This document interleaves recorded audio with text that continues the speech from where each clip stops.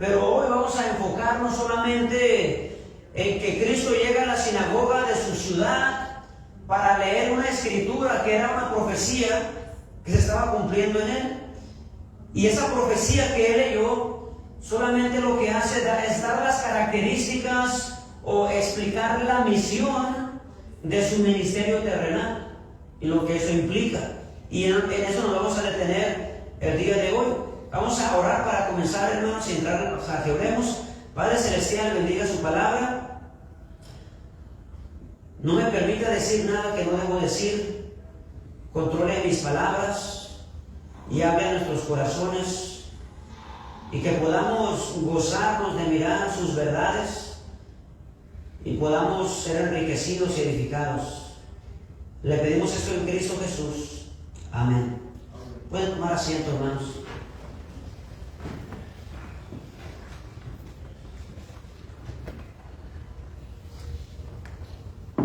Cristo llegó a Nazaret, en donde creció.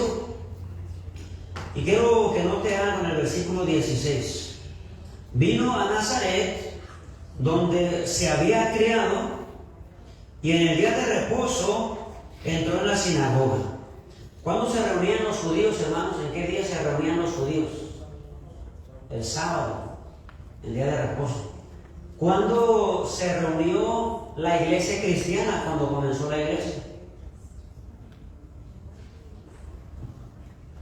El primer día de la semana. Ahora, lo que quiero que note aquí es esto. Cristo viene a su ciudad de Nazaret, donde se había criado. Va y dice, y entró en la sinagoga conforme a su ¿qué?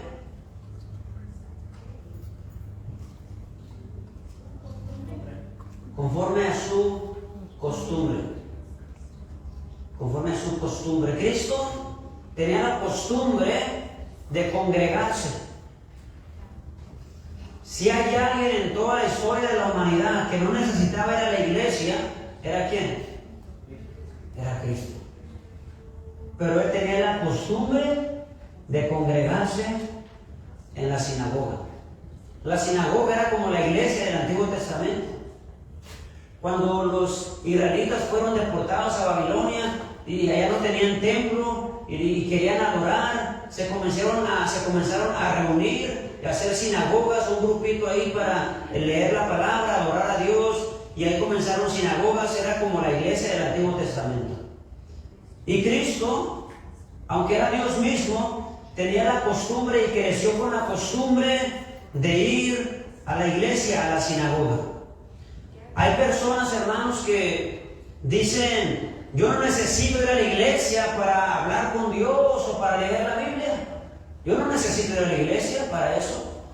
Y es cierto, ¿no? No se necesita. Es más, no deberíamos de orar y de leer solamente en la iglesia. Eso debería ser en casa todos los días.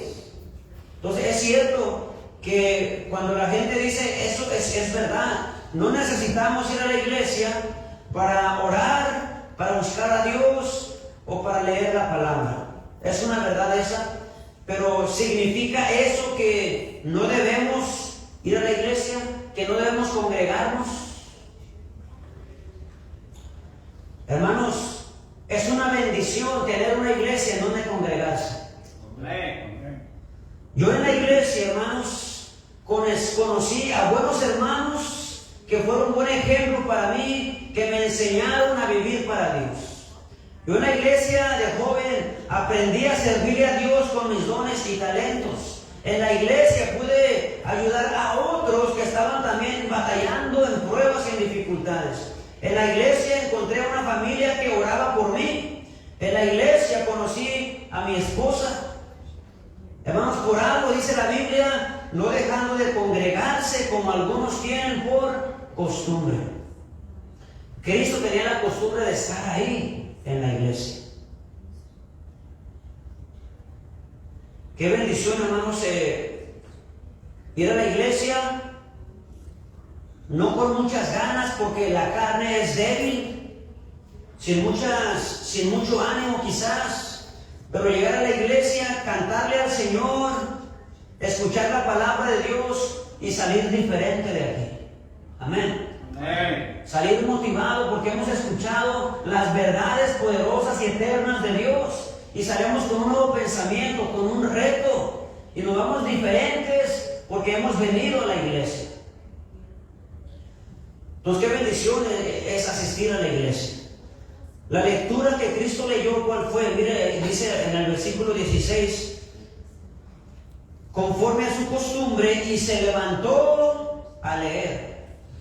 Y se le dio el libro del profeta Isaías. Y habiendo abierto el libro, halló el lugar donde estaba escrito: el Espíritu del Señor está sobre mí, por cuanto me ha ungido para dar buenas nuevas a los pobres, me ha enviado a sanar a los quebrantados de corazón, a pregonar libertad a los cautivos y vista a los ciegos, a poner en libertad a los oprimidos, a predicar el año agradable del Señor. Bueno, Cristo se levanta y lee, le dan el rollo del profeta Isaías, que no estaba en libro sino en rollo, y él busca ese pasaje y lo lee. En una sinagoga había un orden de servicio. Se comenzaba con una oración, después canto o alabanza, leían parte del Pentateuco, algo de la ley de Moisés, leían a alguno de los profetas, en este caso fue Isaías, y luego el que leía debía de exponer lo que leyó, debía de enseñar o de predicar sobre el pasaje que leyó. Entonces Cristo leyó el pasaje y mire el versículo 20, y enrollando el libro lo dio al ministro y se sentó, pero faltaba la exposición. Pues, y dice, y los ojos de todos en la sinagoga estaban ¿qué? Fijos en él. Bueno, Cristo está aquí, lee la escritura, va y se sienta, y todos están volteando a verlo y miran que se sienta y ¿qué vas a decir? ¿Qué vas a exponer? Y se le quedan viendo, esperando, y entonces él se sienta y mira el versículo 21, y ahí entonces comenzó a decirles: hoy se ha cumplido esta escritura delante de vosotros. Y Cristo comenzó a hablar, a enseñar. Por eso en el versículo 22 dice: y todos daban buen testimonio de él y estaban maravillados ¿de qué? De las palabras de gracia que salían de su boca, y decían: ¿no es este el hijo de José? ¿No es este el hijo de José? Cristo se para, lee la escritura, se sienta, la gente se queda esperando, él comienza a enseñar y luego la gente se admira de las palabras de gracia que salían de su boca. No vamos a mirar la reacción completa de los que estaban en la sinagoga, solamente vamos a mirar la profecía de Isaías que se trataba de Cristo. Lo primero que Cristo dijo fue: hoy se ha cumplido esta escritura delante de vosotros. Dos cosas les dijo Cristo con esto, hermanos. Cristo está diciendo: lo que acabo de leer es una profecía de Isaías y está hablando de mí, y ahorita se está cumpliendo esta escritura. Yo soy el Mesías, yo soy el enviado, yo soy el rey prometido para ustedes, yo soy el Hijo de Dios. Le está diciendo: esta profecía se está cumpliendo hoy. El Espíritu del Señor está sobre mí, literalmente. Y eso que dice esta profecía, eso es precisamente lo que yo voy a hacer en los próximos meses y años. Y esa es la misión del ministerio terrenal de Cristo. A eso vino Cristo, a lo que dijo el profeta Isaías, y ahora Cristo lo dijo leyéndolo de él. Ahora quiero sacar una aplicación de esto. Cristo tuvo iniciativa para cumplir la voluntad de Dios cuando fue tiempo. Cristo creció 12, 13, 14, 15, 20 años, 25 años, pero todavía no era tiempo para leer esta escritura y decir, yo soy el Mesías. Esta escritura se está cumpliendo en mí y ahorita. Voy a hacer todo lo que está escrito en esta profecía. No era tiempo todavía. Cristo creció yendo a la sinagoga. Probablemente él nunca antes se había parado para leer, para que leyeran el rollo y él leer la escritura. A lo mejor solamente estaba siempre escuchando. Pero cuando llegó el tiempo de manifestarse y de revelar, yo soy el Mesías, yo soy el enviado de Dios. Cuando llegó el tiempo y cuando era el tiempo de Dios, dice, ¿se qué? Se levantó. Se levantó. Tuvo iniciativa porque era el tiempo de Dios para actuar, para hacer su voluntad, para cumplir sus propósitos. Y hermanos, cuando no era tiempo, guardó silencio y estuvo ahí en paz. Pero cuando fue el tiempo, no necesitó una ¿qué? Invitación. No necesitó una invitación porque era el tiempo. Tuvo iniciativa, se levantó y lo hizo. Y hermanos, para algunos de ustedes ya es el tiempo. Para algunos de ustedes ya es el tiempo.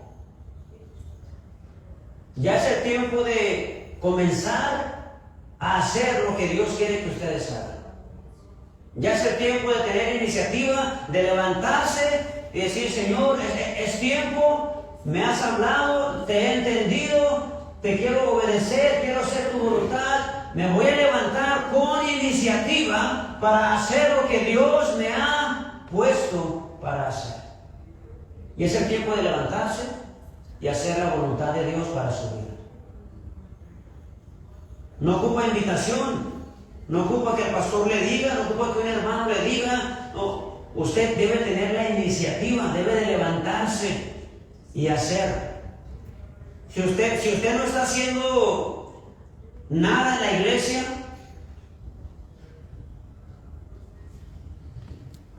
entonces debería de estar haciendo algo en la iglesia. Debería estar ocupado porque Dios le dio dones y talentos para usarlos en la iglesia. Y debemos estar ocupados en eso. Si Dios no le dice que haga nada, pues no lo haga. Pero si Dios le dice que lo haga, sirva, levántese con iniciativa, sin invitación y hágalo con fidelidad. Amén, hermanos. Amén. A lo mejor Dios le ha estado hablando en su corazón recientemente, en una dirección. A lo mejor ya es tiempo de que se levante y tome la guitarra y por fin aprenda a tocar la guitarra, el piano, que por fin se levante y comience a dar una clase de niños, que por fin se levante y comience a enseñar a jóvenes, que por fin se levante y comience a servir en una área en la iglesia. Es tiempo de levantarse con iniciativa, sin invitación y hacer lo que Dios quiere que yo haga para Él. Vamos a mirar la profecía de Isaías que Cristo leyó. ¿Pueden abrir la puerta esa, por favor, hermanos? Porque quería entrar la mano a Silvia. Hablen antes de que se vaya para allá. Vamos a mirar ahora lo que es la misión del ministerio de Cristo. Está explicada ahí en la profecía.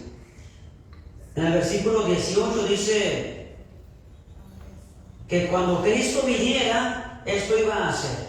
Dice, el Espíritu del Señor está sobre mí, por cuanto me ha ungido. ¿Para qué? Para dar buenas nuevas a los pobres. Adelante, hermana Silvia, bienvenida. Dios le bendiga, hermana.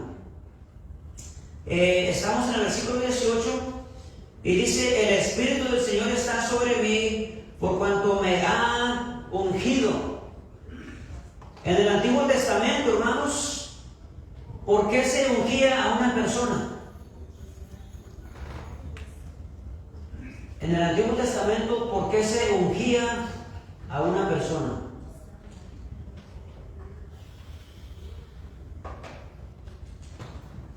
El rey David fue ungido.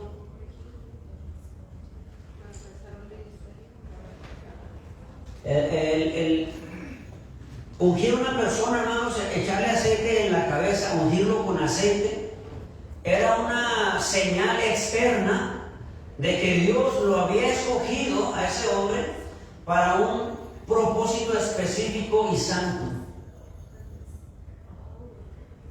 Por eso ungían a sacerdotes.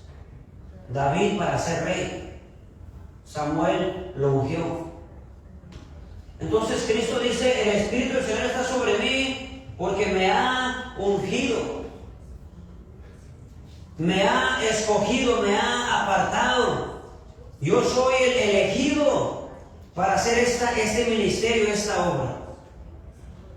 Entonces, lo primero que menciona es para dar buenas nuevas a los pobres. Para dar buenas nuevas a los pobres. ¿De cuáles pobres está hablando aquí?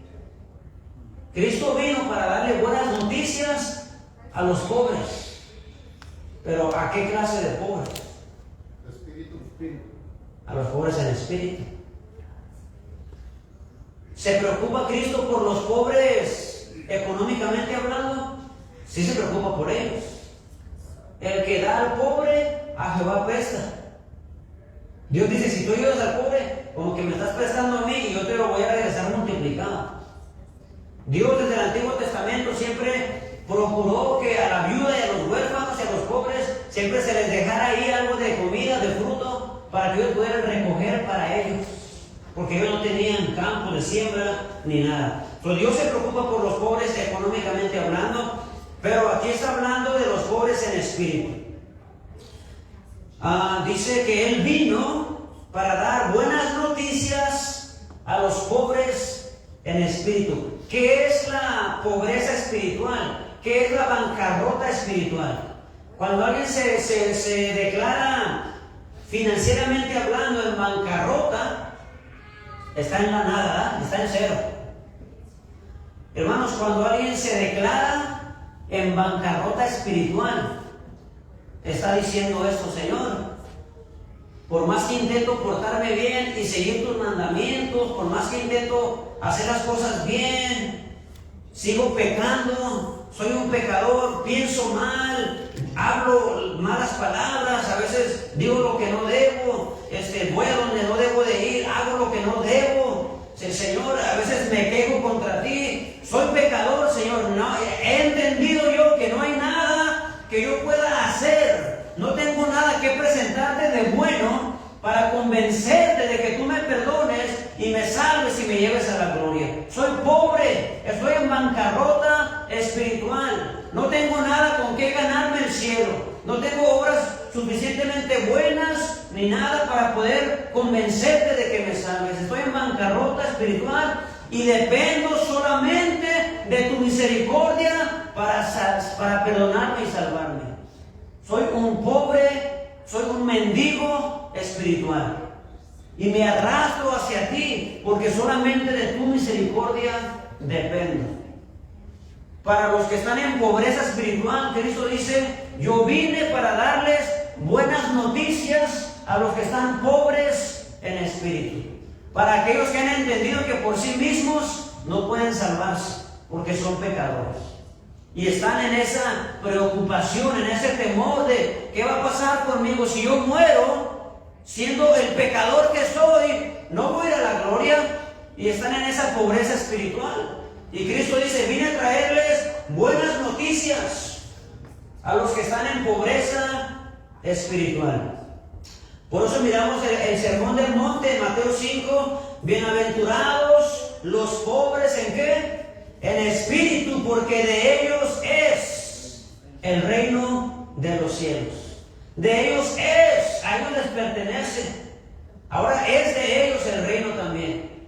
¿Por qué? Porque fueron pobres en espíritu. Cristo recorrió las ciudades, hermanos,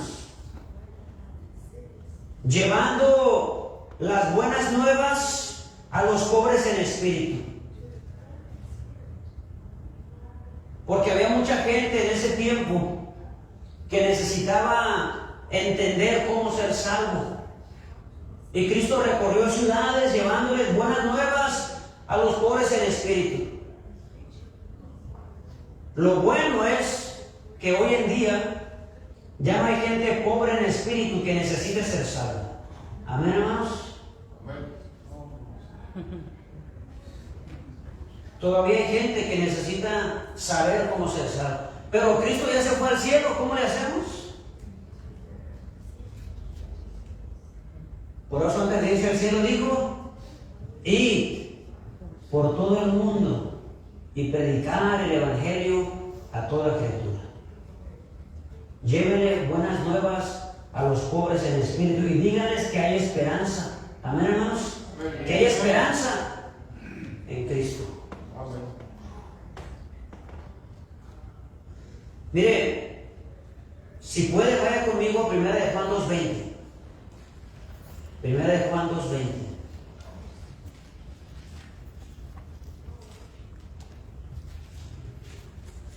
Está casi al final de la palabra, al final de la Biblia. 1 de Juan, no el Evangelio de Juan, sino 1 de Juan 2:20.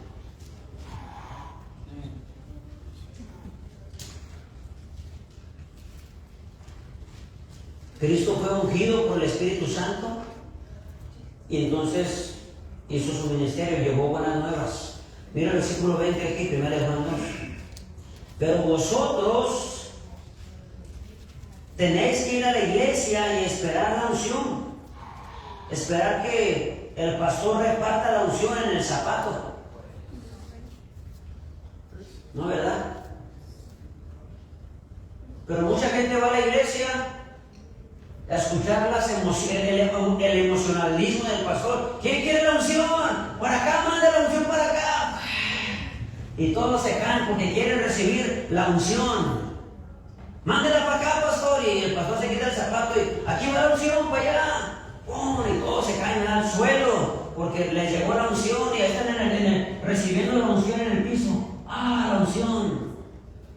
El único que no tiene la unción es el incrédulo, el que no es salvo. Pero vosotros tenéis ¿qué? La unción del Santo. ¿Usted tiene la unción? Y hermano, ¿sabe que la unción? Mire el versículo 27. Pero la unción que vosotros recibisteis de Él, ¿qué hace? Permanece en vosotros. No se me va. El Espíritu Santo no se me va. Él me ha ungido y está en nosotros y permanece en nosotros. Y si permanece en nosotros, estamos entonces capacitados para llevar las buenas nuevas a los pobres en espíritu. Amén, hermanos. No venga a la iglesia a querer recibir la unción, no. Si usted es salvo, usted tiene el Espíritu Santo, usted tiene la unción y esa unción permanece en usted, vaya y lleve buenas nuevas a los pobres en espíritu. ¿Qué más iba a hacer Cristo? ¿Qué más hizo? Dice ahí mismo, regresamos a Lucas 4, dice que vino también para sanar a los ¿qué? A los quebrantados de corazón. Versículo 18. Me ha enviado a sanar a los quebrantados de corazón.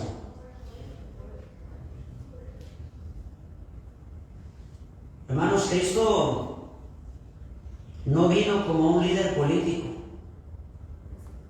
a crear programas para esto y para aquello y para otro y para que en la ciudad haya paz.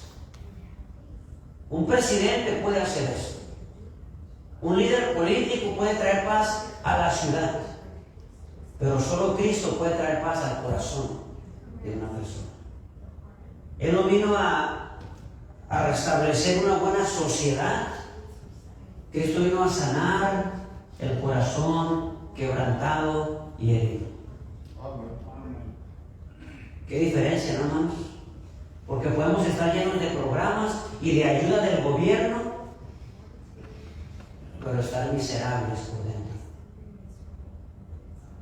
Pero Él vino a sanar al quebrantado de corazón. Vivimos, hermanos, en una sociedad y en un mundo en el que niños sufren, jóvenes sufren, adultos, ancianos sufren, y hay heridas y daños por el pecado y daños por nuestras propias malas decisiones, y llegamos a una vida amargada, a una vida sin esperanza, sin sentido, atrapados, quebrantados.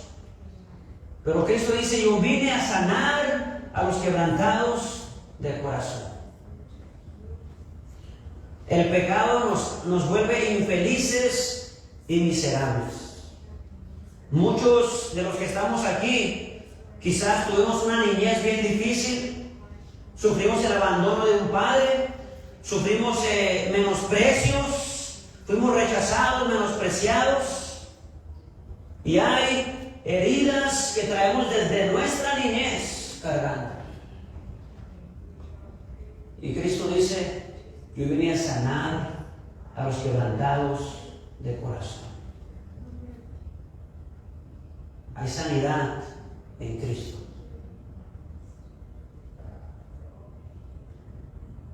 Cuando, esto es progresivo, hermano, cuando una persona se declara en bancarrota espiritual, Cristo le dice: yo quiero sanar todo tu pasado, todas las heridas, y entonces Él nos restaura.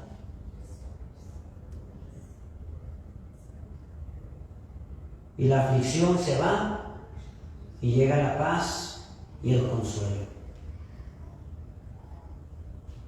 A veces ya como cristianos tropezamos, tomamos malas decisiones, y el pecado al que le damos lugar en nuestra vida nos vuelve a herir. ¿Se acuerda de Pedro? La sirvienta le dice: ¿tú andabas con él? Ni lo conozco. Sí, tú eres uno de esos que anda con Cristo. Ni lo conozco. Y hasta con malas palabras. Pero después choca su mirada con la de Cristo. ¿Y luego qué pasa? ¿Qué pasó después? Cantó el gallo y se acordó que Cristo le dijo: bien, hoy, al ratito, tú que dices que das tu vida por mí, hoy, al ratito, antes que cante el gallo, me vas a negar 3 veces. Lo negó, le falló. Después choca su mirada con la de Cristo y se recuerda, canta el gallo. Y dice la Biblia que salió de ahí y lloró amargamente, porque le había fallado a su maestro, a su Señor. ¿Y cuántas veces nosotros le fallamos a Cristo y lo negamos ya siendo salvos? Y tenemos que venir quebrantados y muchas veces llorando porque le fallamos, a veces llorando porque las consecuencias de nuestro pecado están pesadas. Y tenemos que llorar. Pero Cristo dice: yo vine a sanar a los quebrantados de corazón. Bueno, qué bueno es Cristo, amén.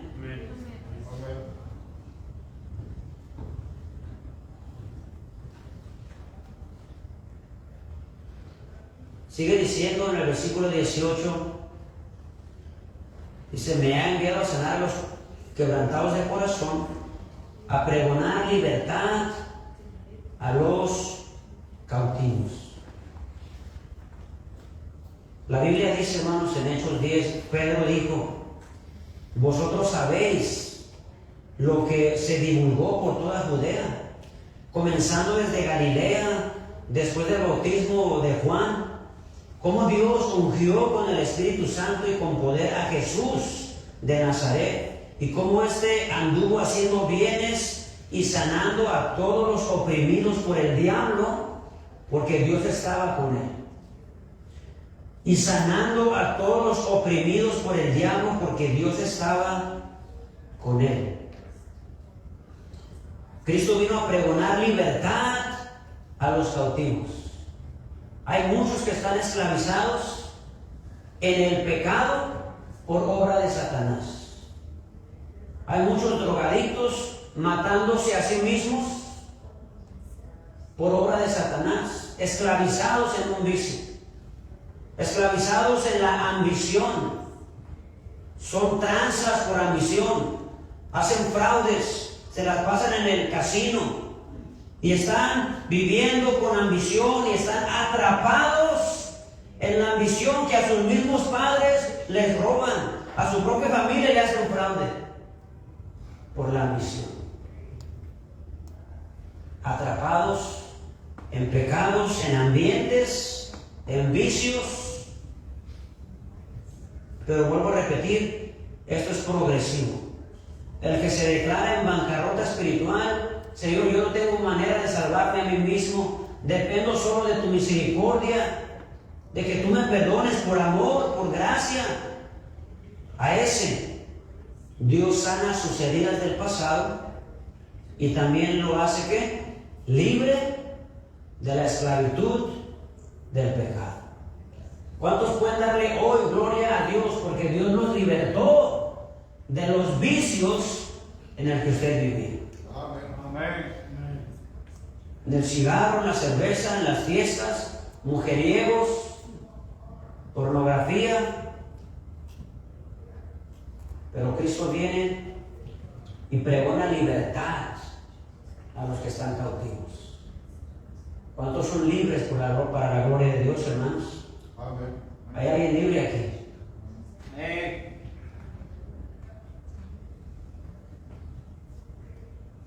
Cristo dijo, el que practica el pecado es de quién?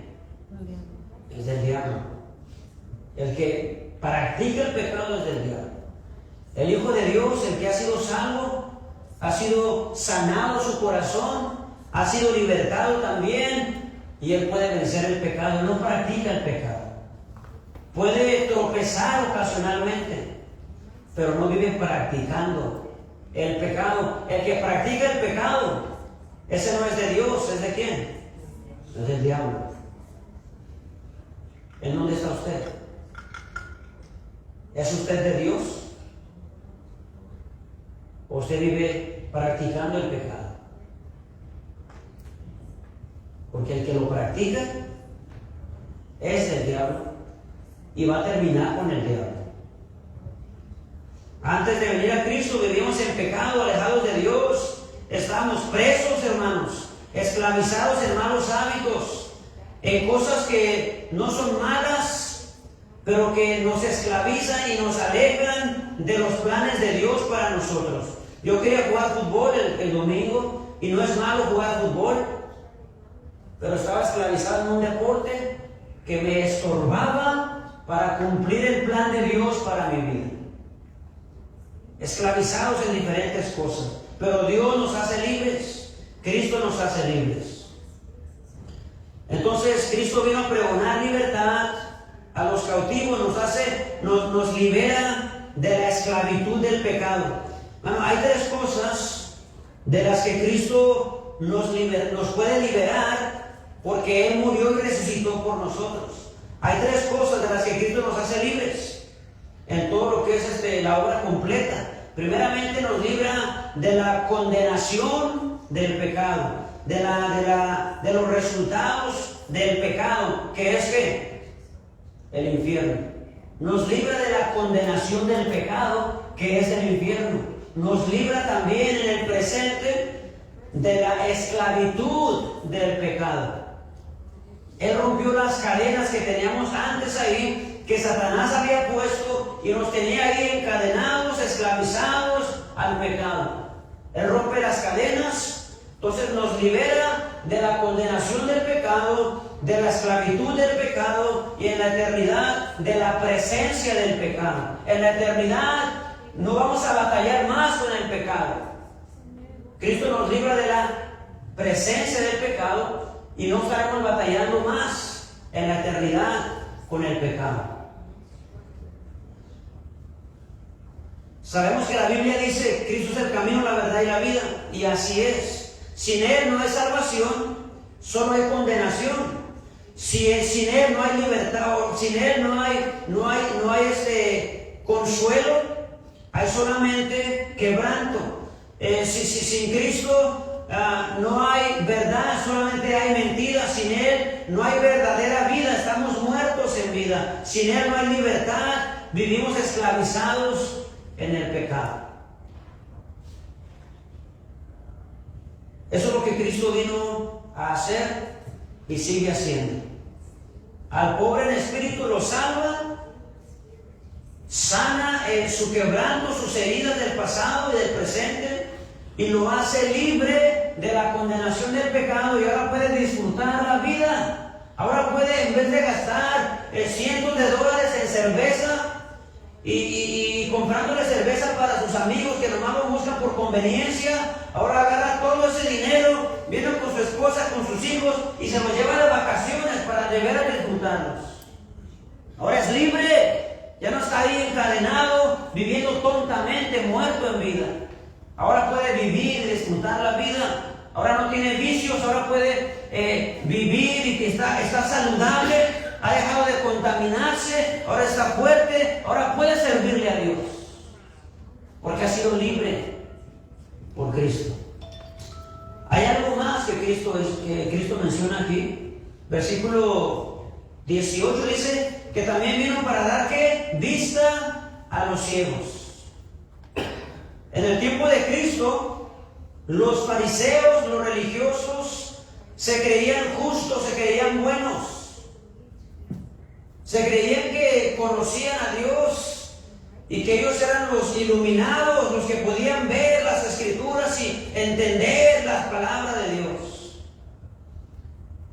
Y Cristo dijo que Él vino a dar vista a los ciegos. ¿Sabe a quiénes?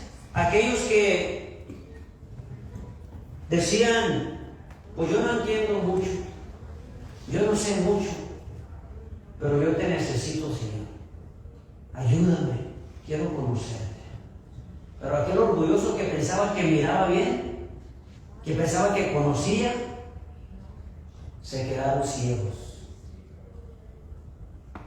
Porque pensaban que miraban bien, pero estaban ciegos. Y aquellos que estaban ciegos, pero que querían ver, Dios alumbró su entendimiento y le resplandeció el Evangelio para que puedan ver. Hermanos, ¿quiénes fueron los primeros en seguir a Cristo y en ser salvos? ¿Fueron los fariseos maestros de la ley?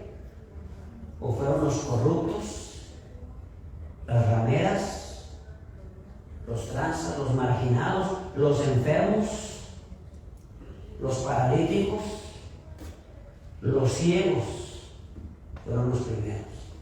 Los que se consideraban que miraban bien, se quedaron ciegos. Y ellos vieron en Cristo, supuestamente miraban ellos, pero ellos vieron en Cristo a un blasfemo que dice que es Dios. Ellos vieron en Cristo a un loco que anda haciendo milagros en el nombre de Dios. Ellos vieron en Cristo a un revolucionario que andaba causando problemas, al punto que lo acusaron y lo llevaron ¿a dónde? A la cruz. Los que miraban, pero los ciegos, Dios les abrió el entendimiento y ellos no vieron a un blasfemo en Cristo. Ellos vieron en Cristo al Salvador del mundo. ¿Se acuerdan los ciegos? Hijo de David, ten misericordia de mí. Hijo de David, ten misericordia de mí.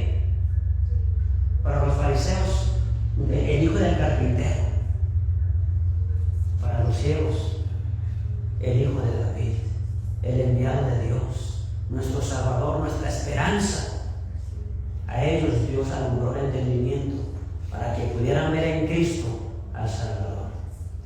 Bueno, qué bendición por aquel momento en el que Dios alumbró nuestro entendimiento. Estábamos ciegos y Dios nos alumbró y pudimos ver en Cristo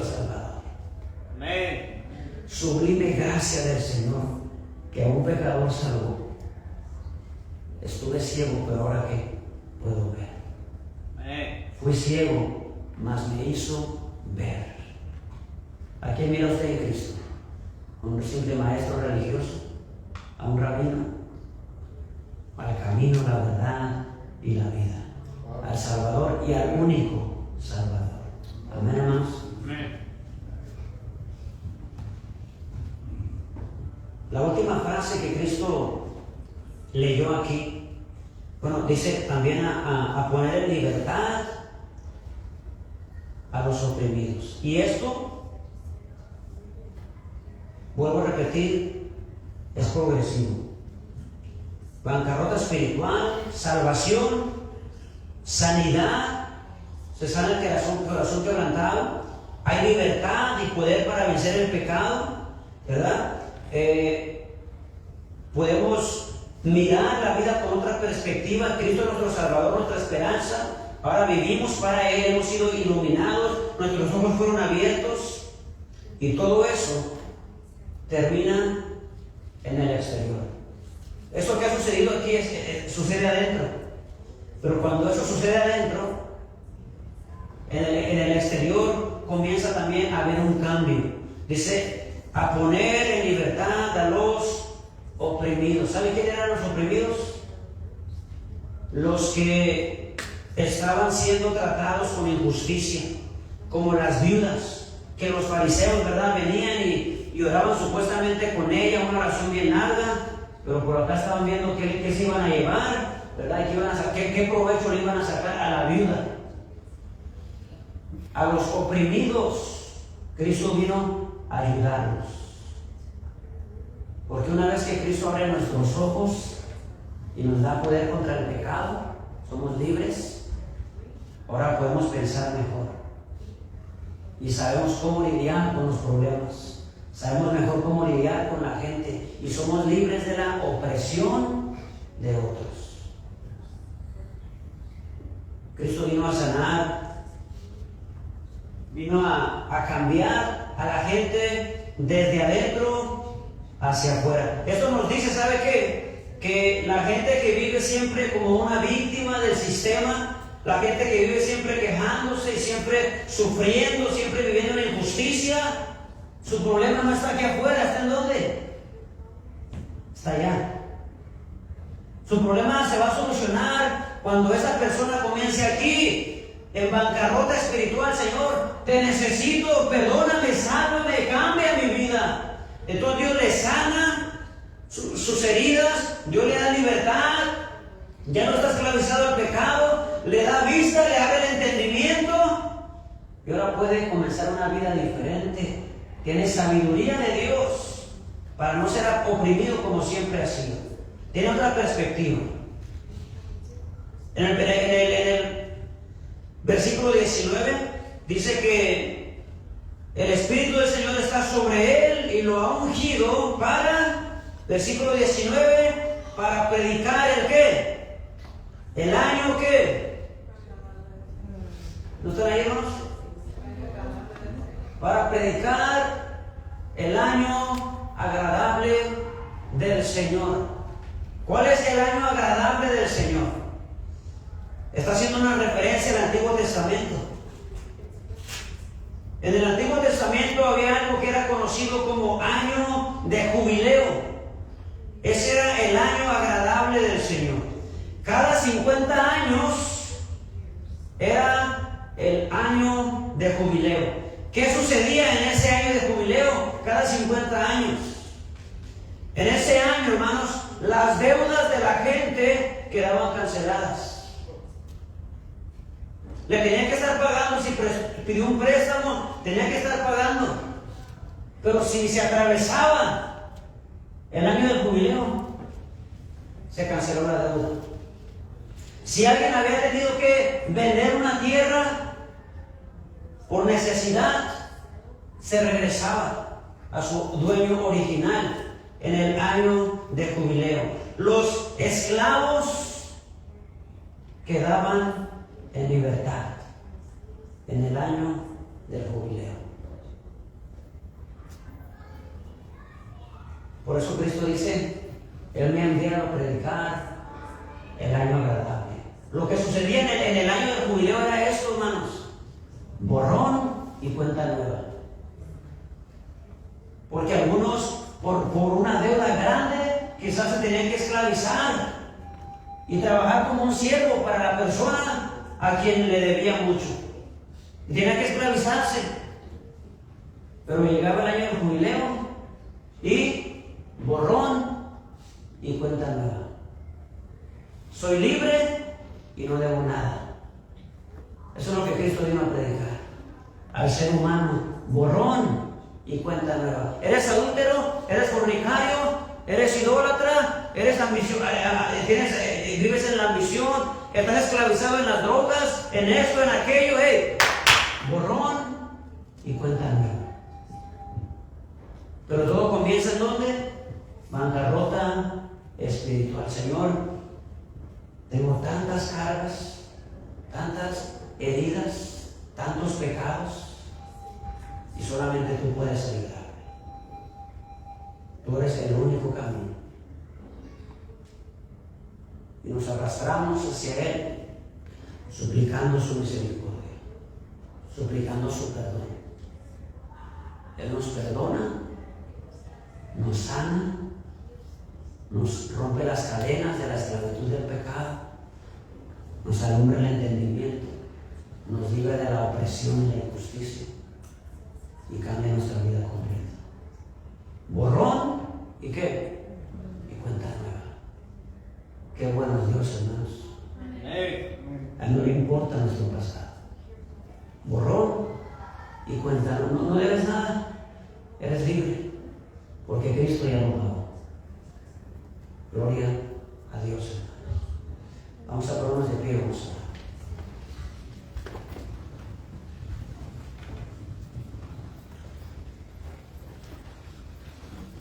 Todo ojo cerrado.